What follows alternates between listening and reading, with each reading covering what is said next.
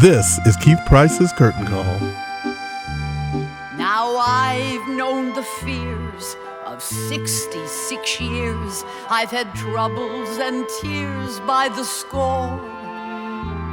But the only thing I'd trade them for is 67 more. All right, one more time. And this time, let's hear it from everybody. 1, 2, 3, 4. Oh, it's time to start living. Time to take a little from the world we're given. Time to take time for spring to turn to fall. In just no time at all. Oh, it's time to keep living. Time to keep taking from the world you're given. You are my time, so I'll throw off my shawl. And watching your flings be flung all over makes me feel young all over. In just no time at all.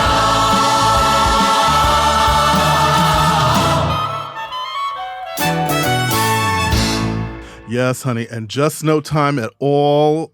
Can you believe that? Listen to that chorus. Are you listening to that chorus? Oh my God. Oh my God. Well, it's Keith Price, and we are back for Keith Price's Curtain Call, and I've got a very big special treat and guest for you.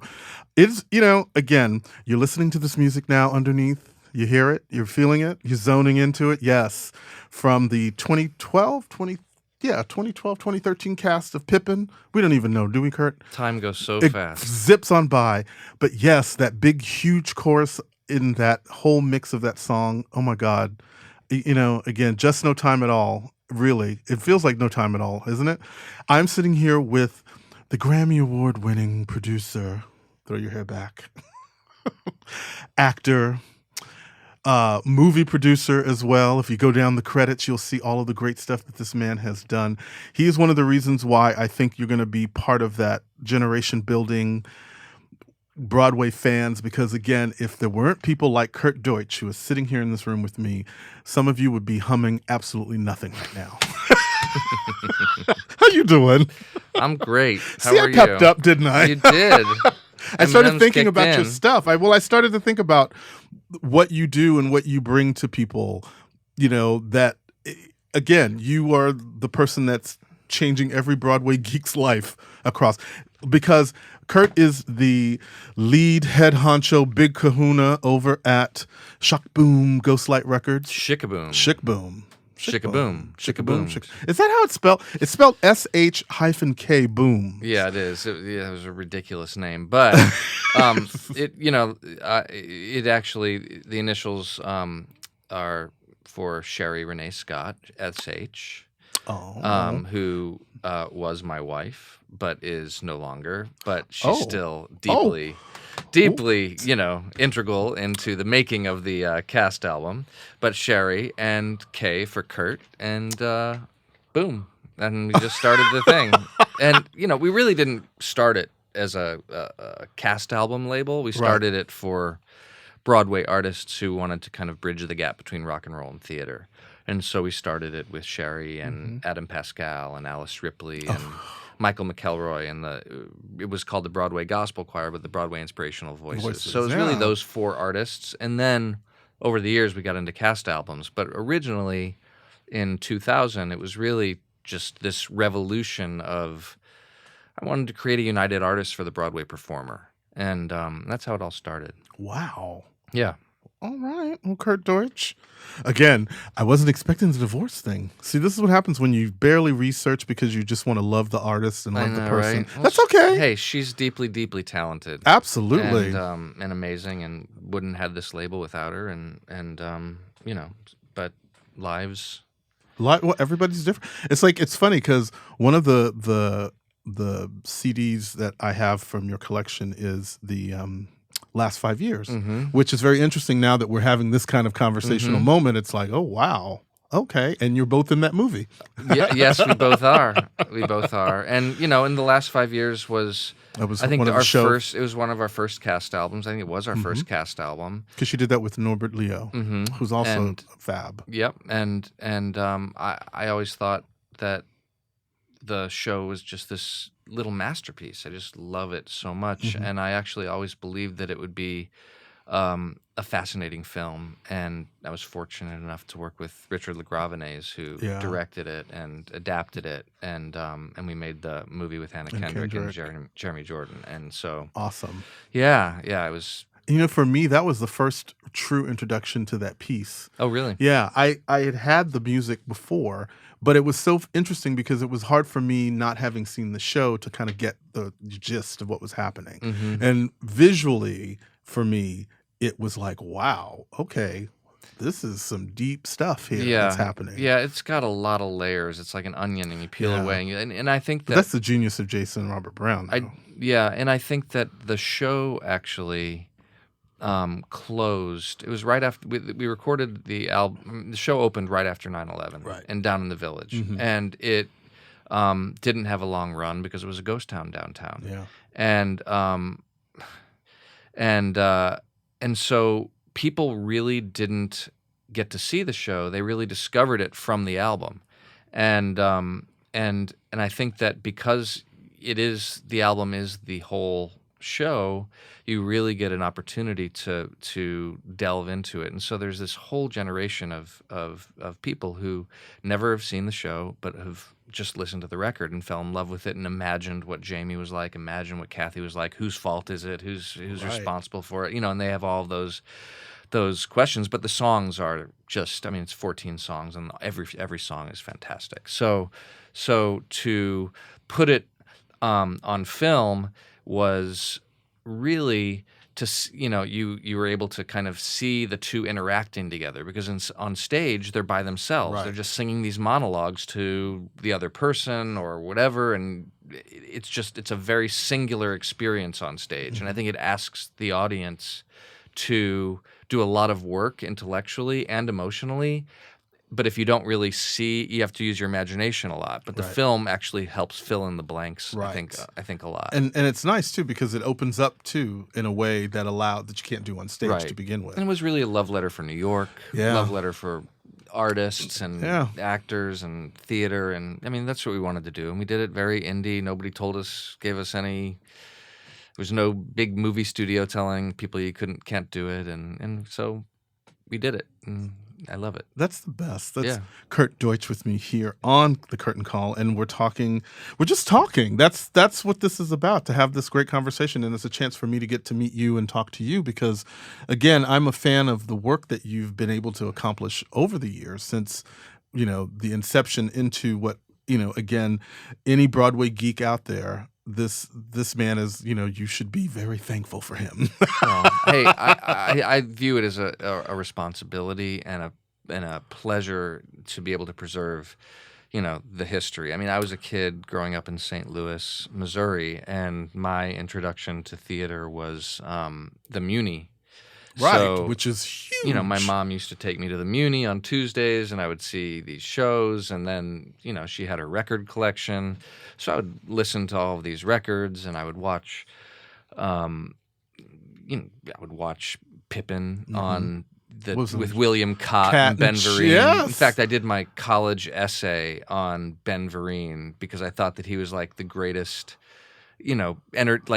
person because I saw him at the Fox Theater in St. Louis, and I saw him in Pippin, and then I saw him in Roots as Chicken George, and I said, this guy can do anything, right? He can do anything, and his soul was so pure, I thought. He just had this. There's certain performers that just emanate this radiance, and I thought that he was just one of the greatest performers, actors, musicians that I'd ever seen. And so Pippin was like a huge thing in my life, and so was Godspell, and then I get to work with Stephen Schwartz and make those two revivals, which was it's kind of amazing, So Man. it's like the you get to work with Hair was like watching the movie of Hair when I was like a little kid, and Was it Nell Carter singing? yeah, she was the White the, Boy. She yeah. sang White Boys and Treat Williams and John but and then I've gotten to make 2 Hair albums. Right. So I've gotten to work with Galt and Jim, the writers of Hair, and What's that like for you? Because does that just touch you in a really do you just pinch yourself when you're in the middle of those moments? Yeah, I mean, I don't do tons of revivals. I usually do mostly new musicals, but the revivals that I've had the opportunity to record and preserve have been, it's incredible that you get to work with your heroes. To work with Stephen Schwartz and Alan Menken and Bill Finn and these guys that when I was a kid, I mean, I just recorded "She Loves Me." I was just gonna say, yeah. And Sheldon Harnick is right there with you, yeah, isn't he? and Paul Gimignani, who I'd never worked with before, who is Really? genius. I mean, I'd never been in the studio with him before, and that's just the composers and orchestrators and conductors. I mean, there's how many actors have I had the opportunity to work with? I mean, Right. it's kind of it's an incredible job when you think of it, because you get to spend a few days in your life with these people, and then they have to do the show 8 times a week, but I get to be able to preserve it, and then everybody else gets to listen to it. So it's a really exciting job, and to know that I have a little bit of a part in making it happen, it's thrilling for me. That's amazing. Kurt Deutsch with me on the Curtain Call. And again, you talk about preserving something that people didn't get a chance to see or having the opportunity. I'm sitting here actually looking right now at the Bright Star original cast recording. That show closed shortly after the Tonys. And I have to say, I wasn't very sure what I was going to see when I went to see it, because I heard, oh, it's bluegrass. And I thought, oh, okay, that's different. And then I sat and watched that show. And by the end of the first act, I was already weeping. And then it was just sort of like, wow, this is so amazing. And then the first thought that I had when we walked out of the theater is, who's doing this cast recording? Because this has to happen soon. And as I'm standing here holding it, it's like, again, and look at the people: Steve Martin, Nita Brickell, Walter Bobby, yeah, the director. And Peter Asher, who's the producer, Yes. who was and is a legend. I mean, in the music industry, the guy he was really a catalyst to. He produced all of Stephen Eady's albums, and but also he produced all of James Taylor's albums and a lot of James Taylor's albums, and he worked at Apple Music for the Beatles, not Apple. Apple. Yeah, I know what you mean. Yes. Apple Records. Yes. Before, and he's truly a legend. With the 45. Yeah. See, you and I are around that same age. Where I'm going to be 50 July 26th. See, look at you. There you go. But let me just tell y'all something. Looking good for 50. How you doing? I'm not mad at you, Poppy. I'm going to get in trouble for that later with my boyfriend, but I don't care. I'll just say, I said it, damn it.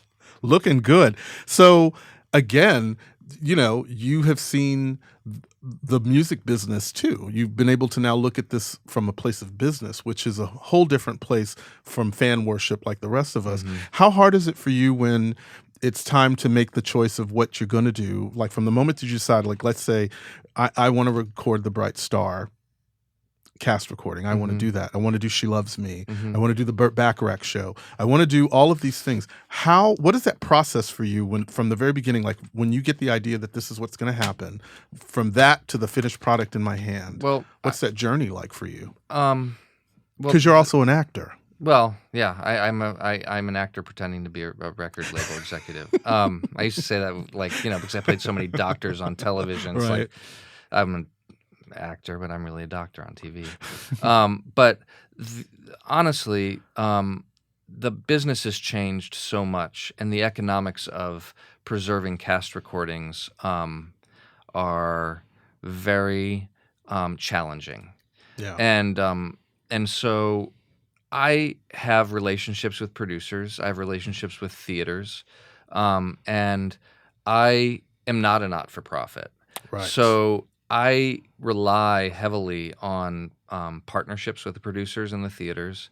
And a lot of times they will hire me to produce the albums and put it out and do what I do without a lot of financial risk for me.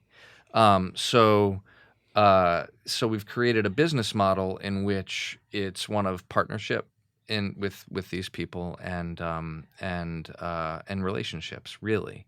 So with Bright Star, actually, it happened at the very last minute.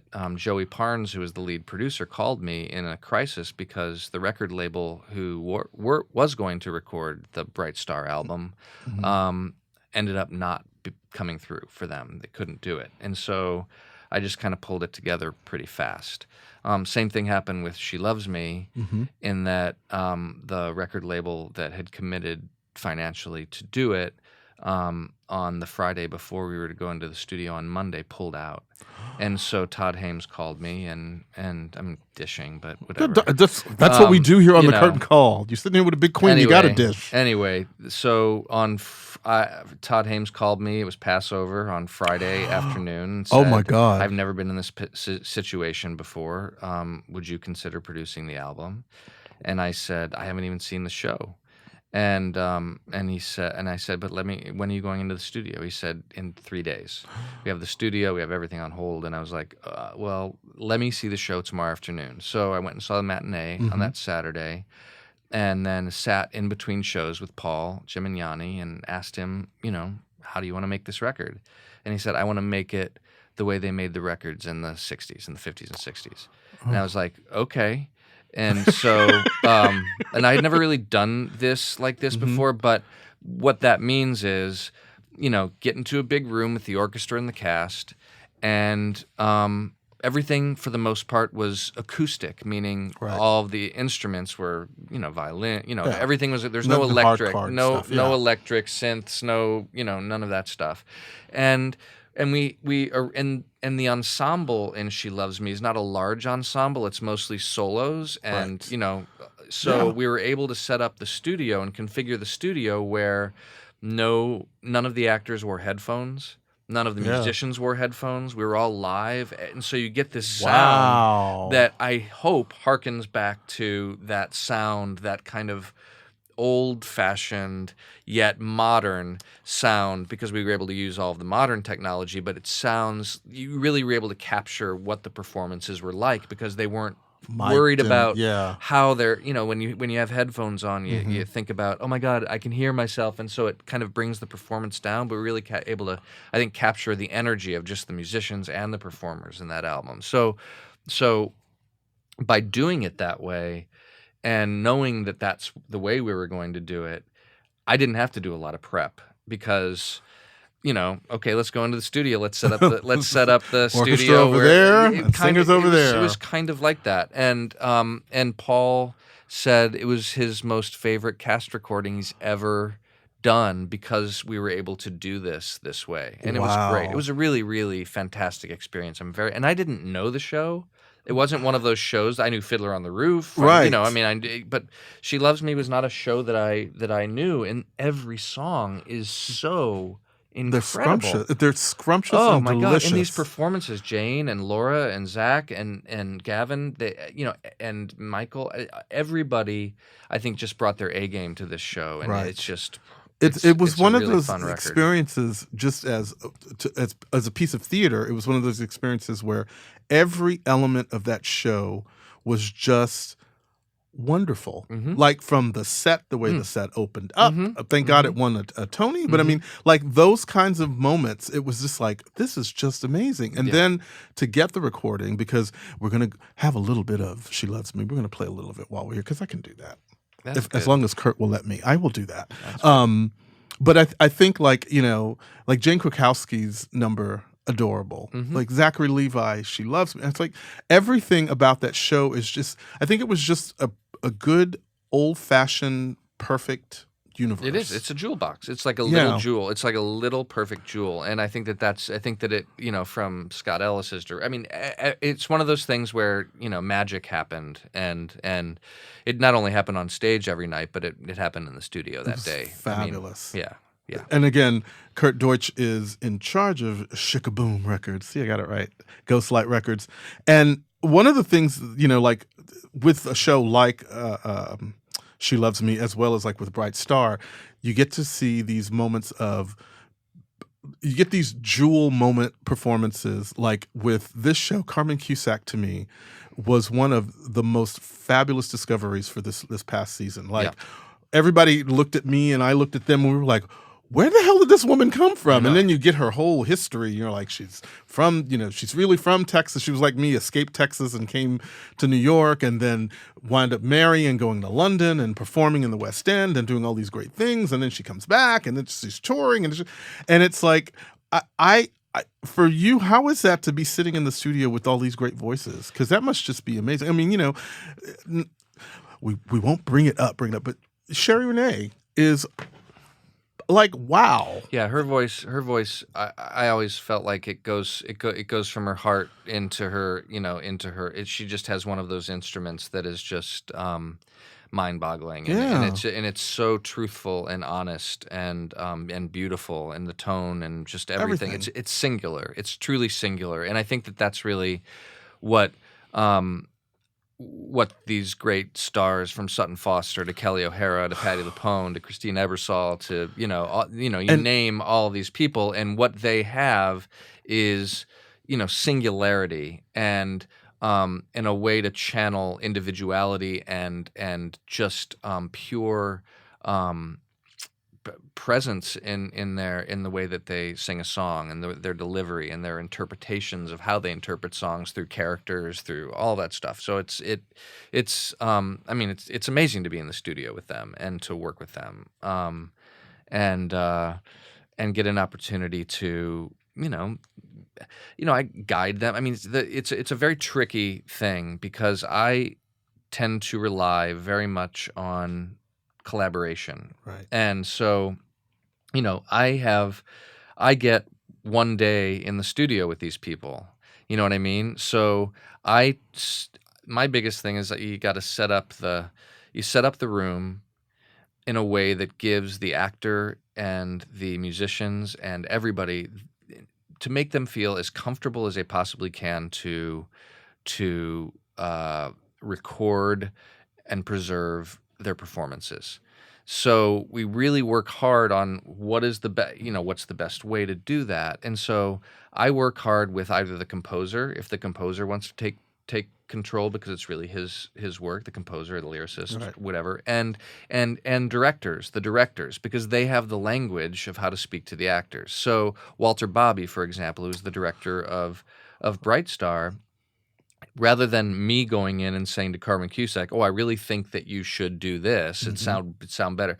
Walter has that vocabulary, right, and can speak to him. So if I or Peter Asher or Steve or Martin or Edie, have something to say, we'll funnel it through the directors in that way. So my job is less. I'm going to direct you unless right, I have a real strong relationship. Like I could say if I was with Alice Ripley or Sutton, I mean, if I have a long history with these people, or if I'm making a solo album, we can have a dialogue, and we can talk about it. But typically it's working with Jason Robert Brown or Michael John, LaCuse, these guys who I have long histories with, and funneling it through there because they have the vocabulary for the actors, and I would not want to step on their toes.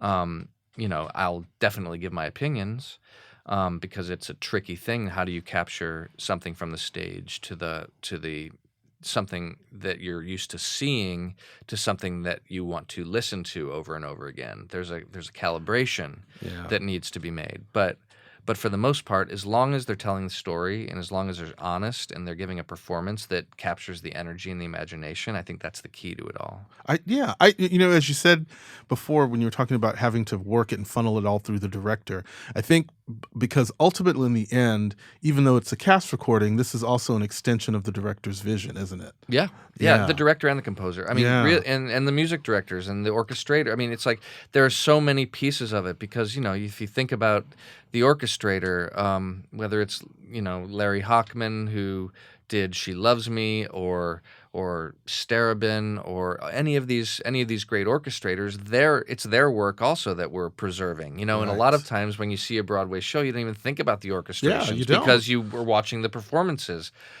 And it's not until an album comes out that you're like, oh my God, those orchestrations were incredible. Listen to what they did, because because the most important Yeah. thing is to hear the performers when you're on stage. So you don't really get to listen to all the subtle things that they've done.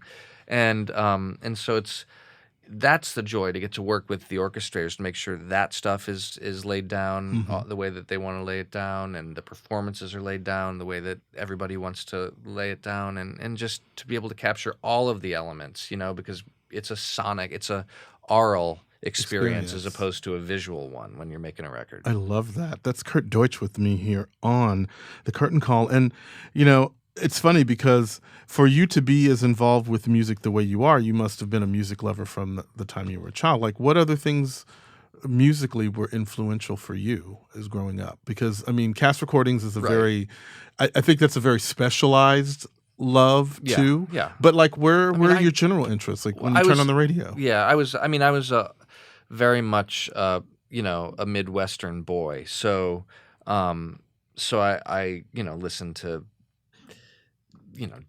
Springsteen, John Cougar, Styx, Pink Floyd.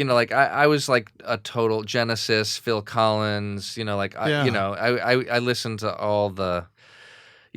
Cheap Trick. I listened to like all of those records. Like Van Halen. Like I listened to all. What kind of car did you drive stuff. when you were listening to My all this first stuff? car was a '72 Mustang convertible. I worked at a gas station. Okay. I worked at a gas station. I bought it for $1,500, and then they fixed it up so it was like Grease Lightning. It was totally. That was Chick my first magnet. car, and then my dad broke it when I went to summer. I went away to summer camp. The brakes fell out, and so then I got a Jeep. But Again, top down, yeah. music loud. Yeah. Yeah. No, but I always loved music. But from the time I was 5 years old, I always knew I wanted to be a performer. I always knew I wanted to be an actor. And then I acted for a very long time. I did a lot of theater. I did a couple of Broadway shows and off-Broadway shows, and then moved out to LA and did a lot of bad television, and then did Randy Newman's Faust, which was a musical that Randy Newman wrote in La Jolla that Michael Greif directed. And I played Faust, and that's where I met Sherry. She was in it as well, and we did it in Chicago. And then it never came to Broadway, and I was like, that's when I started feeling the itch of, I really want to be in control of my life, and had this idea to start this label, but as kind of a backdoor into producing, and then it just kind of took over my life, and so. Well, what a fabulous idea, because there are so many artists that are walking around that you've been a wonderful respite to, because you've given them an opportunity to express themselves in another way. So do you find yourself do you enjoy being that conduit of artistic expression for other people who are that way? Is that something great for you? Do you get joy from that? I think that I enjoy. I'm sitting here fondling this bright star. Yeah, no, it's fine. I enjoy very much. I think that that's one of the things that I am able to do, is to work with a lot of people and try to realize a vision. And from a business side, working with the producers, working with the performers, working with the artists, because I think that first and foremost I am an artist. Right. And that's really where I come from, and that's where my soul is. The business stuff is something that I've learned. And I have a team in place. I feel like it's all about building teams. So I have a team in place to be able to help me with the business. Right. And then the marketing is really, the shows help that, but also we've built this community of people who enjoy musical theater. And I think that one of the things about the music industry that's changed so much is the fact that it's now very easy to reach somebody, in Texas and St. Louis and we're all over the world because of what, the digital aspect of it. I mean, it comes with its challenges and its, and stuff, but it's very, very easy without a lot of marketing dollars to be able to reach anybody who's interested in anything, now. And so niche marketing is very important in what we do. Right. Well, the niche has certainly gotten a lot wider. Yeah. Like, it really has. Again, because I have that vision of, I think I'm trying to remember what was the first cast recording that you remember buying for yourself? Yeah.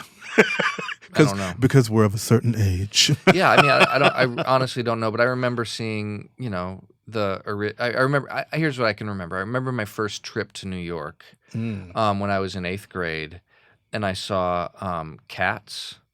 I saw Women of the Year. Oh my God! I saw with Lauren Bacall. I saw Ain't Misbehavin' with Ken Page. So those also from St. Louis. Yes, he is. And he played God in Randy Newman's Faust with us. So but those were like the shows that I remember seeing. Mm-hmm. I remember being in high school and elementary school and singing from Joseph and the Amazing Technicolor Dreamcoat and Godspell and West Side Story and Fiddler on the Roof and so those shows that I did in high school, Oklahoma. Who were you in Fiddler on the Roof? Model the tailor. Yes. Wonderful. I have pictures. I love that. But it was good. My grandparents were very happy. Of I used course. to sing when I was a little boy. I used to sing "If I Were a Rich Man" for them. You know what I mean? So it's like, it's like I was a total, You were nerd. ready for the stage. I was a nerd. We were both nerds. Yeah. We were both nerds. I used to sing, Grease with my sister, Summer Love. We used to sing all those songs. So, God, I see, you just said that and it just made me flash back to the cassette that I had to replace of the movie version, because that's what we had in Galveston, of Grease, and how to this day I can still every word of that. Of course, me too. Every word. Yeah. I mean, I think that's the way I think that that with In the Heights and Hamilton, now kids are, amazing. The thing it's amazing. I know 5-year-olds who know every word to In the Heights and Hamilton. Yeah. And it's because that music now is very cool, and Lynn has kept, really, and I've seen since Hamilton opened, I was fortunate enough to, produce the In the Heights album, and we've seen the sales of In the Heights just skyrocket, because of Hamilton. So there's a connection, and people are going to learn, civics and history because of there's going to be a whole generation who are not interested in American history that now are going to learn American history because of their introduction, because of Hamilton. Did you, like, when you saw Hamilton for the first time, though, did you just stop and think, all I remember, this guy was on the $10 bill, and I had no idea there was this whole story? I felt that way. I felt that way about. I was not a student. Not a student. All I cared, I was a one track, I was interested in theater, I was interested in art, that's what I was interested in. I could care less about anything else. And so it served you well. Yeah. However, now I feel like I know, about the founding fathers because of Hamilton. I now feel like I know everything I need to know about Andrew Jackson because of Bloody Bloody Andrew Jackson. Thank you. You know what I mean? And if people taught me that way when I was a kid, I'd be really interested in history. And, if there was if somebody said, "Oh, let's go see a show about this, and it's going to be told and sung and done in a really cool way," and that's my starting point to learning about history, forget about it, But if I have to read a textbook that's boring, and of course people are going to tune out. It's sort of like you think about just the source material that Lynn used for that. It's like, that just looks so dry to begin with. If you have to read that autobiography, forget about it. Forget about it. My gosh. So for you now, it's sort of like there's like I said before, talking to Kurt Deutsch here at the Curtain Call, and we're talking about the work that he has brought forth for many of us nerds who are probably sitting. I know y'all are sitting somewhere in your basement.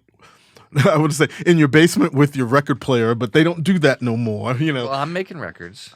Are you making records too? Yeah, sure. We made the last 5 years soundtrack as a vinyl. Oh, that's right. And we did Beautiful as vinyl, and Hair, and Drowsy Chaperone. Oh, and we're getting ready for a big show. vinyl. I can't talk about it 'cause it's not announced yet, but for Christmas we're gonna have a big vinyl something. You know what? See, just don't come in here and do that. Why you do that to me, Kurt? I felt like we were on a place. We were zoning in a zone, and you just like, I can't talk to you about this. Like, maybe a hint. Okay. I'll give you a hint. Give me a hint. I'll give you one. I'll give you one note. Actually, 2 notes. Bop bop. That's it. That's all you're gonna get. If you can't, that's how it starts. My mother, if my parents were alive, named that tune, that they could have gotten this. Mm-hmm. Damn you. Hello. See, I see, just like, oh.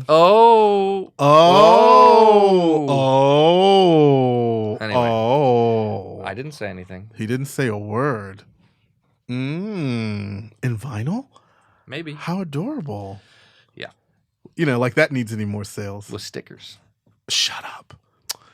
See, okay. Now, for those of you who have not figured it out, that's too bad. I can't say anything until it's announced. But when it's announced, I'll throw in on the Curtain Call page, you'll see stuff saying, he would have told me, but he didn't. It's more fun that way. All these surprises. I'm too old for the surprises. I don't know about you. Yeah. But you know what? This is great, though. So, again, Shookaboom Records, Ghostlight Records. You can get She Loves Me. You can get Beautiful. You can get 175 albums. Yeah. You know, we have a button that you can press. I'll send you every single one of them. Get out. See. Because see, the thing is, I know I have at least 2/3 of them at between me and my partner. I know we have about 2/3 of them. So great. We'll have to sort through what we don't have, and come then over. It's like a candy store at my office. Don't do that to me. Don't see, Kurt. Because I'll see. This is the thing you don't know about me yet. I will show up with a big old bag, going, I don't have this. I don't have this. I don't have this. That's great. Oh, just bring your wallet.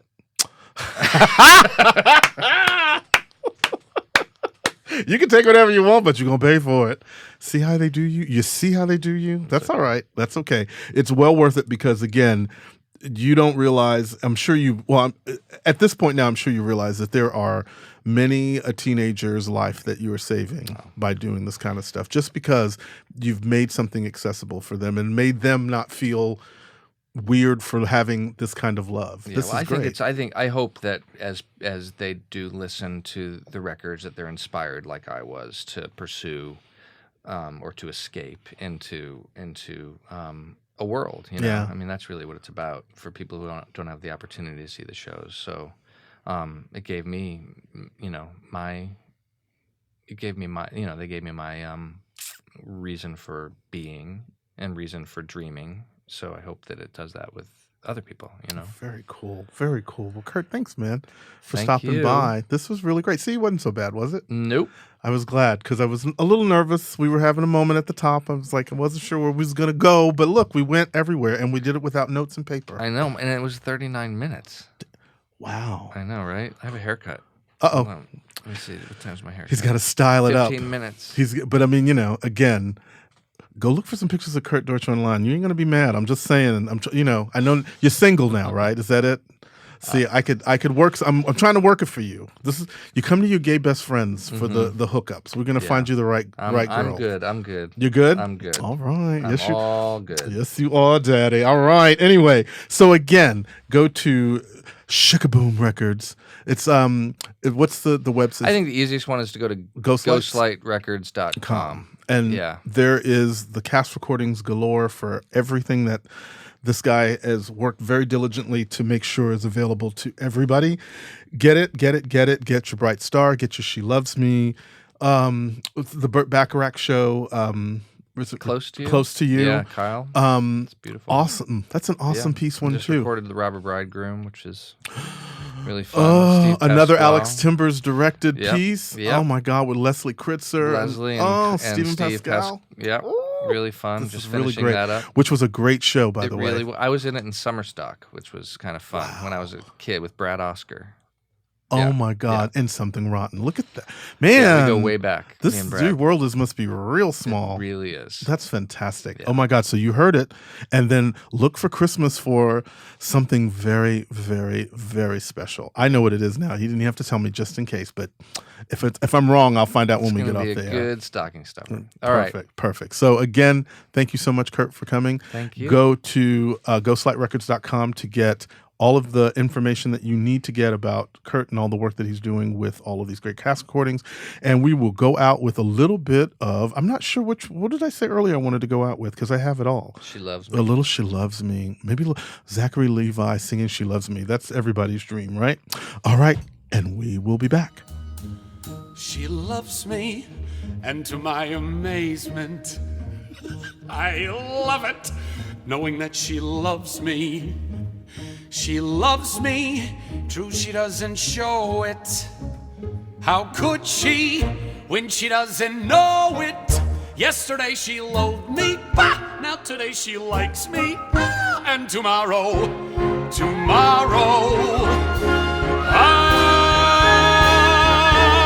my teeth ache from the urge to touch her. I'm speechless, for I mustn't tell her. It's wrong now, but it won't be long now before my love discovers that she and I are lovers. Imagine how surprised she's bound to be. She loves me. She loves me. I love her. Isn't that a wonder? I wonder why I didn't want her. I want her, that's the thing that matters. And matters are improving daily. Yesterday I loathed her, bah! Now today I love her, ha! And tomorrow,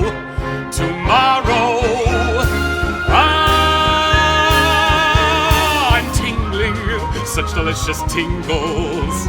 I'm trembling, what the hell does that mean? I'm freezing, that's because it's cold out. And still I'm incandescent, and like some adolescent, I'd like to scrawl on every wall I see. She loves me, she loves